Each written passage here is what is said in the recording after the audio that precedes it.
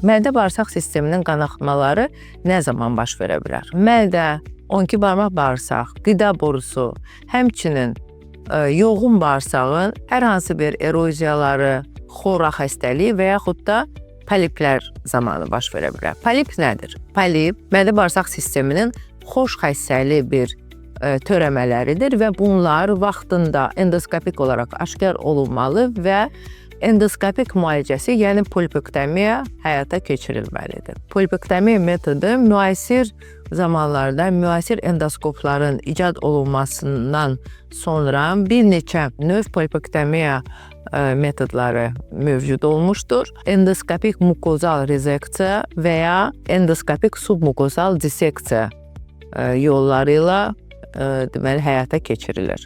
Uşaqlarda daha çox yuvenil poliplər deməli endoskopik olaraq aşkar olunur. Yuvenil poliplər erkən yaşlarında deməli özünü qanaxmalar kimi, rektal qanamalar kimi özünü göstərir və endoskopik müayinə zamanı deməli aşkar olunur və yerindəcə kəsilib götürülür.